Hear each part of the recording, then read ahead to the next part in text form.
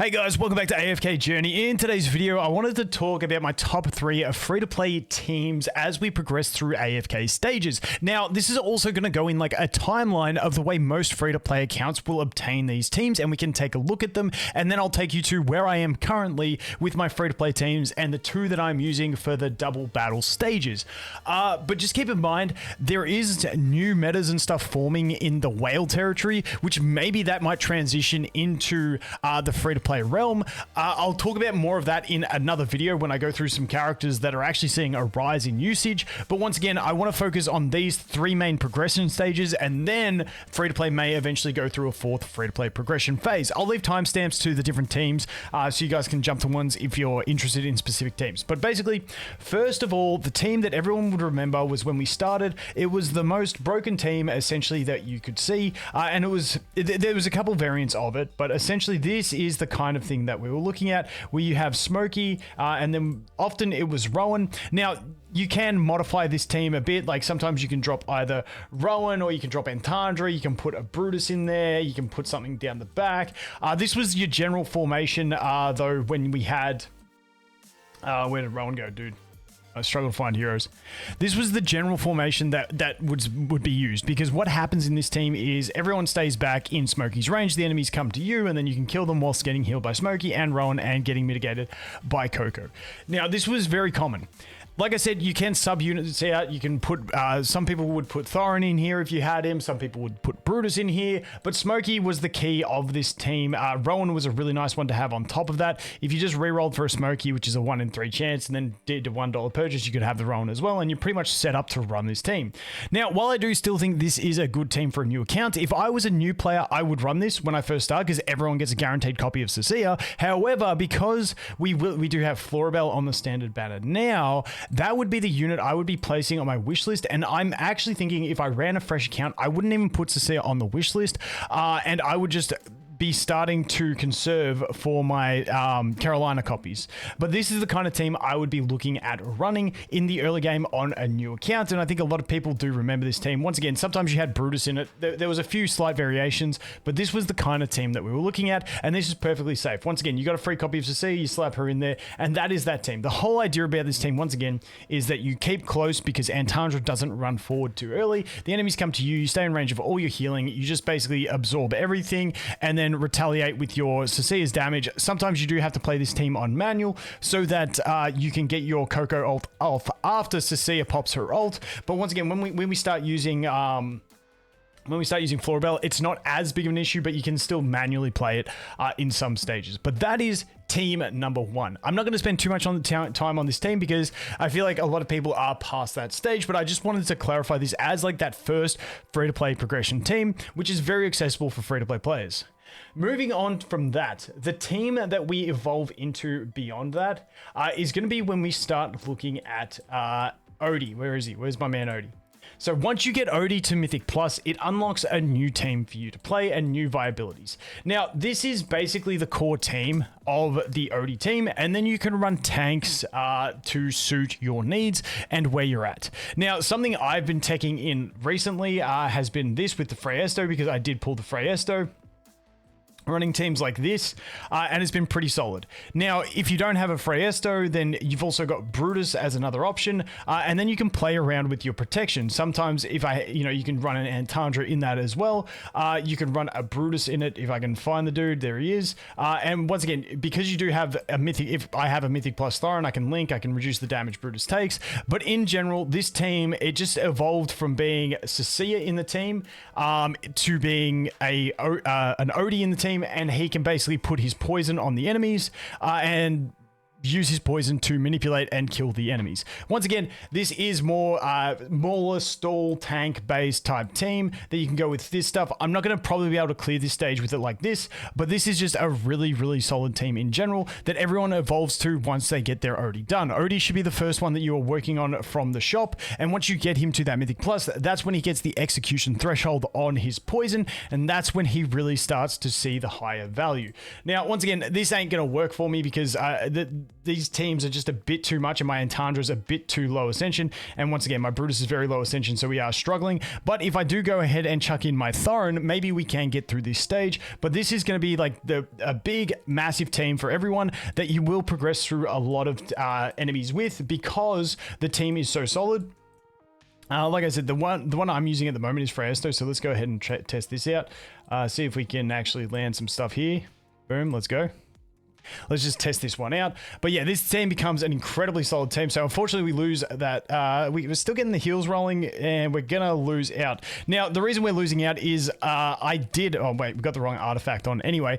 But this team, incredibly solid, but I have built what I consider to be a more stable, consistent team, and what I consider to be the next tier of team that we look at, which is very strong. And I'll show you that one, and then I'll show you this team again in my multi-stage battles, because this is the team I end up using on the weak enemies, and then I use the other team on the strong enemies, and we'll go through that, and then I'll talk about the future and what we're seeing with Wales and stuff like that. So team number 3 is going to be the Iran Carolina team. Now, this team is going to be the longest one for anyone to build, because it does take an absolute heap of investment. Now, this team, you are going to also have different substitutes you can use. I do like using Thorin. If you have Granny built, you can use Granny in here.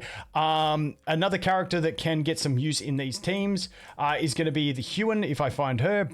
Where is she? Dude, I hate trying to find characters. Huan can be good in these, and Florabelle can actually find a really good home in these teams as well. So just keep that in mind. But the core one that most people will get to be using first is going to be a team looking something like this. Now, this is an incredibly stable team. You group the enemies up and you nuke them. Now, the problem with this team, and why it takes so long for everyone to get there, is that you basically need a heavy investment into every character. You need Mythic Plus and exclusive equipment investment into basically every character. Thorin's optional on it, but hopefully most people have that. But you need Iran's exclusive equipment. You need Arden. You basically need everyone's exclusive equipment and a certain level of upgrades to make them function. Damien, I recommend getting to the heal. The heal on his exclusive equipment is a really, really big one. If we go down here, as you can see, once we get up, exclusive equipment heals all allies within 2 tiles for 80% HP per second, 80% of attack is HP. This is a massive heal, and it comes so quick and is super clutch. So once again, these characters, they all require heavy investment, and that's why it's going to take so long to get there. But once you do get it, this team is absolutely fantastic. So let's go ahead. I'll see if I can demonstrate this team for you guys. But this is the one, once again, it does require a lot of investment and a lot of characters getting to a very high level of build, but once you get there, it is super efficient. It's great for PvP, it's great for PvE, and it's pretty much just dominates everywhere. There are teams in the new season that do really counter it, those teams with all the lunging units and stuff like that make it incredibly difficult. But besides that, this team is just incredibly sound and solid. Let's jump into another stage, and like I said, as long as the enemy team doesn't counter this per se, like really hard counter it, this team is going to be super reliable for a ton of stages. The last stage I was stuck on before I recorded this video was a team with the lunging units and the units that run around heavily. So I actually had to use Cecilia in that team instead of my Carolina so that I could just lock the enemies down. But the same principle applies with that one. Carolina just does a lot of AoE damage, and that's what we are looking at with this team. Now, my deficit dropped a bit because I had to level up so much to get through the previous stage that just hard counted this team. But as you can see, we're still at about a 2x deficit, which isn't horrible. Now, this team's going to be a bit awkward because I've got Reese and Lamont, and they are really going to try and screw me up on this team. But we still might be able to get it done. We're going to get the roots out here from Arden, which is fantastic. Once again, Arden's exclusive equipment allowing you access to those heavy amount of roots is just absolutely amazing. And once again, you can just storm through teams with this team. And then it doesn't require, it's like some stages require a little bit of thought, but once you've got it built, it is super satisfying, and you can push to much higher deficits. Once again, you will eventually hit stages that straight counter it, but you know, if you hit them, you know, you can really try. We do have some other options that you will see a lot of people using with this team, but they involve things like Scarlita, like Rainier, and I know a lot of people have Rainier, but Scarlita is a much more scarce unit and not as many people have her. So what I might do is I'll look at records here, and I'll show you guys that we are seeing a lot of Scarlita. Hopefully it doesn't make me out to be a liar and not show any Scarlita teams, but once again, this one should be pretty fine. we get that consistent damage. These enemies are just super, super tricky to kill. But as long as we keep them grouped up, we got Thorin charging on it. We got the CC rolling. We should be able to kill them, hopefully in time, dude. This is the longest battle that these things ever take. Here we go, get the roots rolling. 30, yeah, we got 32 seconds. We're good, we're good, we're good. We're good, I think. I think we're good. I think we're good. Yeah, we should be fine. There we go, Arden, boom. I'll show you the damage charts on this one. So this one is primarily the Carolina doing the most of the damage, and then we have some sub damage coming in from Arden and also Euron, and also Thorin when he, you know, if he reflects a lot of that damage, then he, oh dude, we're gonna just miss it. We're gonna, do we get it? Dude, we ran out of time. Dude, that's a tricky team. But as you can see, the damage spread is Carolina top, and then we have the Euron, Arden, and Thorin all dealing a bit of damage, but the support from Damien is absolutely amazing in that team. So unfortunately, we didn't get that. Let's go ahead and let's take a look at this one and see if we can see some of the recommended teams. So this one is still looking like we're having a lot of the Mauler team. Okay, so some stages here, you will hit the Mauler team.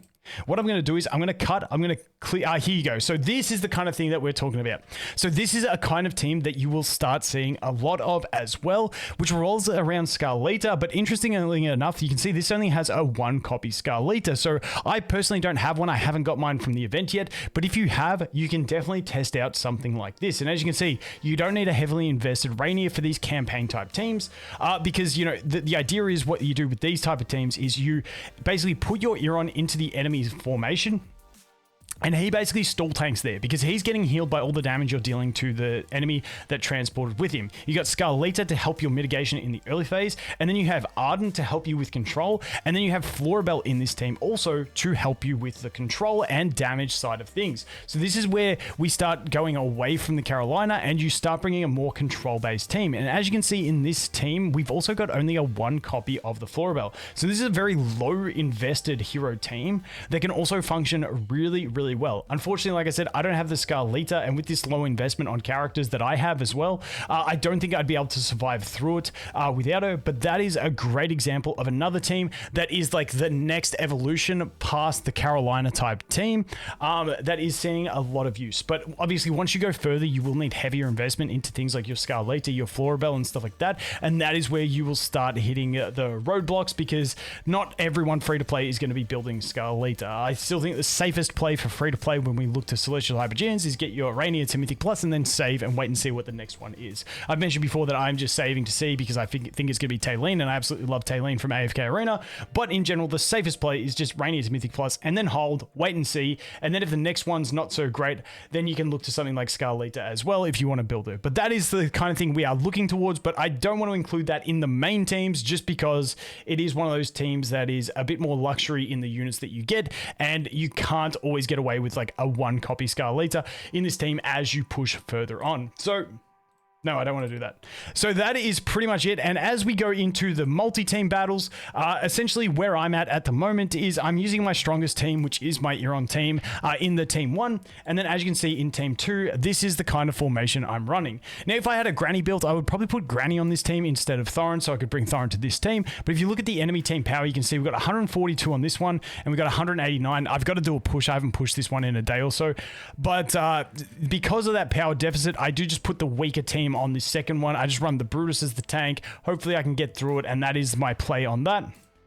And then once again, I take this one over here because this one is my strongest, most reliable team where we can normally just nuke things pretty hard and hopefully get through it. Now, unfortunately, we didn't get the healing there from Damien until really late. We lost a bunch, so gonna have to modify it for this one, but in general, that is the way I played. Actually, I think a change of artifact could really impact this one, so let's go ahead and quickly change this so I can show you guys. Boom, that. I'm gonna go with you here. You here, and you here. I think that should be pretty fine. The Viperion is just a very awkward thing in some of these battles. So let's just go ahead and this. We'll group up. Boom.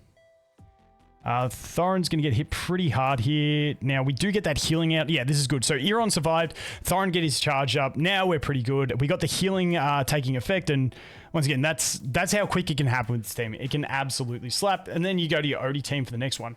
Now, like I mentioned at the start, I want to talk about where Wales are going. Wales are going to a place where they are pushing such high deficits where nothing can really deal enough damage and stay alive. So it becomes, and there's something where Smokey can actually just deal tons of damage. So they're using units to manipulate the position of enemies into Smokey's ring and stalling so that Smokey can kill enemies. That's where the meta is looking like going. I will do a video covering that, but once again, that is not effective for most free-to-play players at the moment, but it's another interesting thing to look at because it's where the meta could be shifting. But anyway, guys, that is going to be it for this one. As always, thanks for watching. Hope you have an awesome day, and I look forward to seeing the next one. Cheers.